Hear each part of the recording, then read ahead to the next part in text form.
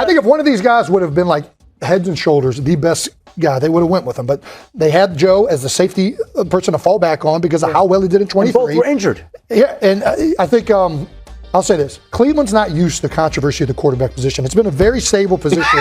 Winning is loud. Players feel it. Coaches feel it. The whole building hears it.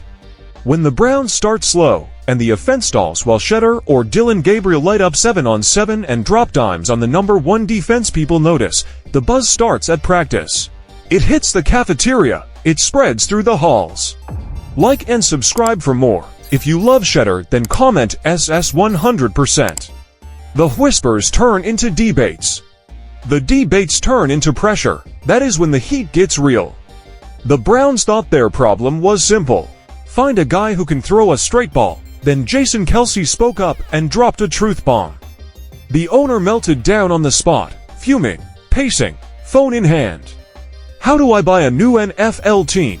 That level of rage. What did Kelce say that shook the Dawg Pound and rattled the suits? Strap in. This is messier than their playbook. We all saw that miserable game. Joe Flacco came in and did his thing. He had the first team weapons. He had the first team reps. He had the resources. Then came Dylan Gabriel, firsts and seconds. He stayed protected, clean pockets. The same move again. This scrub got max protection on every snap. He completed throws. He also made mistakes. He is still inconsistent. At least he had max protection to mask it. Meanwhile, the Browns brand is heartbreak mixed with unplanned comedy. If there were a trophy for creative ways to lose, they would need a wing bigger than the Cowboys' ego. Fans thought the team crawled out of the swamp. Jason Kelce looked over from retirement. Cold drink in hand, he said, "Congrats, Cleveland. Your house of cards is on fire." Shedeur got tossed out there with the lowest level bodies. The dudes you would not hail as cab drivers on 5th Street. The play calling was awful.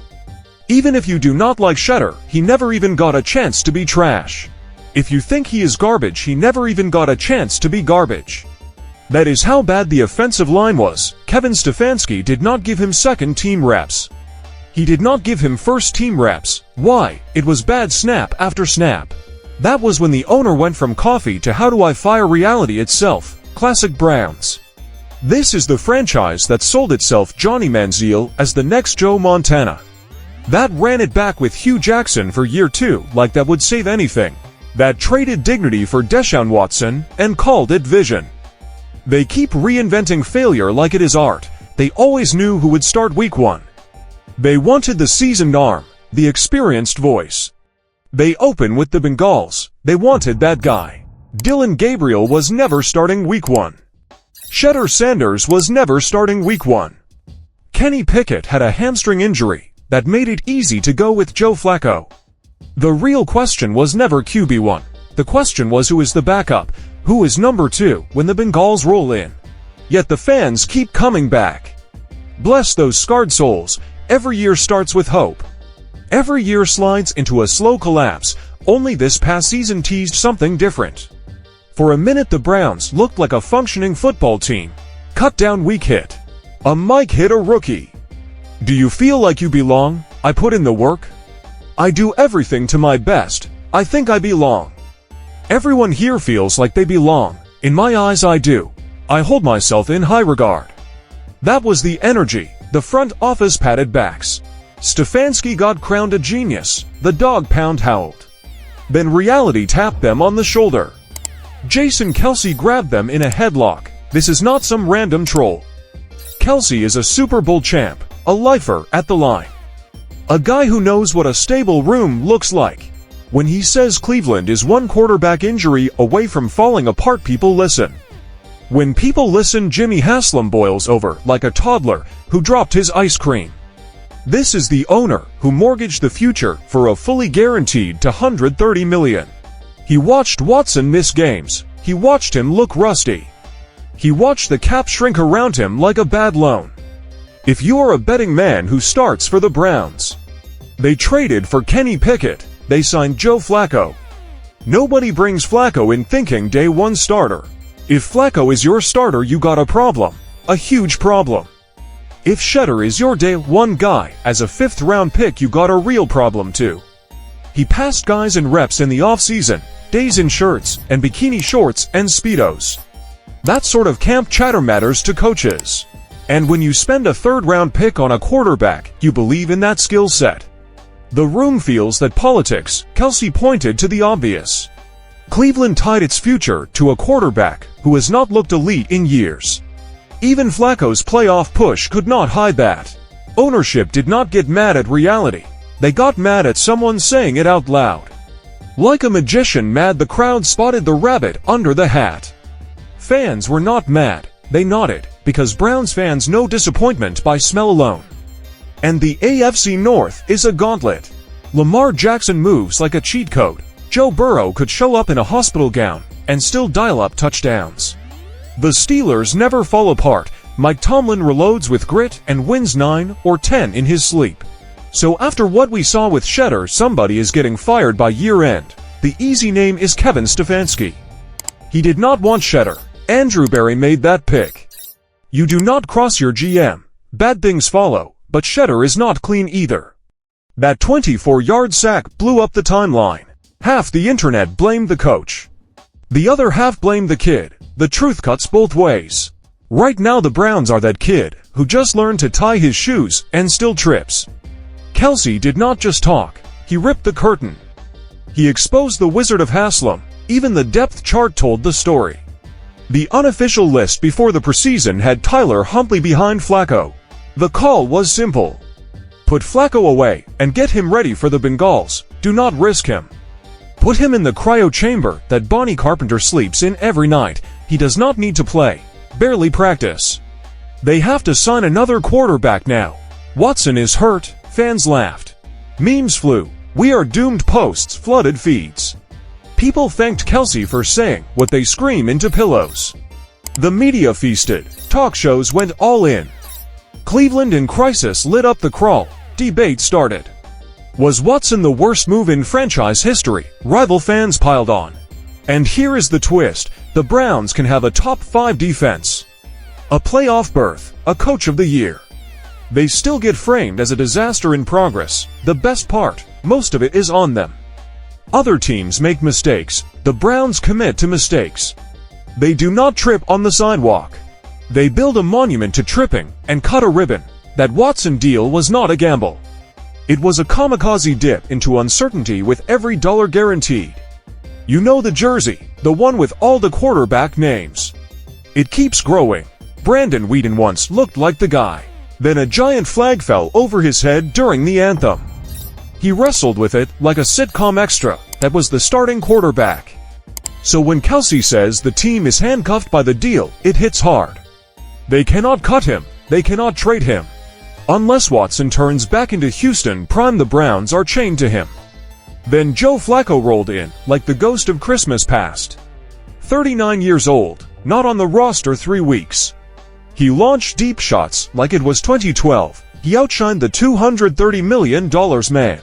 That is not a feel-good movie. That is an indictment, humiliation at scale.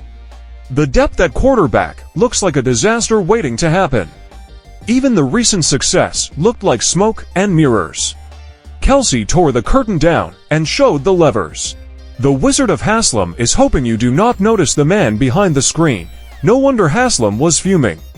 He has been selling stability, selling progress, selling the idea that the Browns are finally a real contender. Kelce sipped his post-retirement smoothie and told the world, this is still a clown car on wheels. This was their unofficial depth chart before the preseason. Tyler Huntley right behind Flacco. The message was clear. Put Flacco in bubble wrap. Get him ready for Cincy. Do not even think about preseason snaps, and yeah, they had to bring in another arm. Keep in mind Watson is hurt. The optics are brutal. Fans took it in stride. They laughed more than they yelled. They agreed with Kelce more than the owner. That cuts deep. Talk shows went wall to wall. Non-stop panels, non-stop headlines. The Browns can check all the boxes. Top 5 defense, playoff berth, coach of the year. Somehow, the narrative still smells like disaster. Because most of the chaos is self-inflicted. I do not blame anyone who says they do not trust this staff to develop a quarterback, or even to evaluate the position. The choices have been odd for years. The mood in the building feels desperate. Do you really think the coaches huddle up and say Shedeur is unbelievable, but we should prove Dylan is better because we drafted him 2 rounds earlier? That is the paranoia that grows when a house is shaking. They cannot outrun their own shadow. Stack the roster, ride a hot streak, sneak into the postseason. One honest comment from a retired lineman sends the place into a spiral. Pride, ego, comedy, all of it on repeat. Look at the receipts. This is not about feelings. This is math. Contracts, injuries, the division. Watson is either hurt or rusty, or looks like a guy who wandered in from a YMCA flag football game. $230 million guaranteed does not buy miracles. It buys front row seats to disappointment. And Flacco, the punchline. He was basically retired, probably shopping for lawn fertilizer. Then he walked in and outplayed Watson like it was a pickup game. The sign flashed in neon. You paid how much for Watson? Yo, I have to say this. You were right, and I was wrong. We have never seen a circus like this. They carried Browns games in Oklahoma for Baker. Browns games in Norman were massive. This is bigger than that. Are you saying this is the biggest circus the Browns have ever seen? Yes. Bigger than the Deshaun Watson circus? Yes. No hesitation. Now the cap. The Browns do not just have a quarterback issue, they have a money issue. Almost a quarter of the cap sits in one player who cannot stay on the field. That forces duct tape everywhere. You need depth to survive the AFC North. You need flexibility. Cleveland has neither. This division is the NFL Hunger Games, the Ravens with Lamar playing video games on rookie settings. Mark Andrews vacuuming targets, a defense that breaks will. The Bengals with Burrow, who could throw touchdowns blindfolded with one arm. The Steelers who win 9 or 10 in a down year because Mike Tomlin refuses to fail. Where does that leave Cleveland? Exactly where Kelce said, in trouble. Sure, the defense was elite. Dominance fades. Guys get hurt. Guys age. Coordinators get poached. Then the burden shifts to the offense, and the offense is held hostage by a contract so bad it belongs in an economics course. Have the faith of a mustard seed, because this is the greatest resurrection since Jesus the Christ. At one point Joe Flacco was eyeing TV. He had no job. Then he came back. He started for the Browns late in 2023. Now he is the day one starter for a franchise that made the playoffs 2 years ago. The irony is unreal. Shedeur Sanders is expected to start Friday night in the preseason opener. If you're a Browns fan, that is exciting. You get to see the most polarizing rookie in the class. But it might be a disservice. He has been the 4th string guy. You are throwing him in cold. If I am 4th string and get named the starter, I want it. I take the moment, but do not pretend the ask is easy. The injury curse hangs over this team. The medical staff runs triage from September to January. Kelce did not spill a secret. He said the thing fans mutter after the 3rd injury update of the week. This team is one bad break away from imploding. With their luck, that break feels penciled in. They have stars on defense, playmakers on offense. A staff that looks competent for now, but paper does not win in the AFC North. Reality wins. Reality needs a reliable quarterback. Cap flexibility, durability, Cleveland has none of that. Haslam can simmer. He can spin. He can pump out positive stories. The math does not change. The division does not lighten up. The contract does not vanish. The Browns can shine for a week with a Flacco cameo. They are still staring down the barrel of their own choices, so Cleveland. Jason Kelce called it like he saw it. You are in trouble. And judging by the receipts, he is not wrong. If you are still here, hit like and drop SS 100% in the comments if you ride with Shedeur.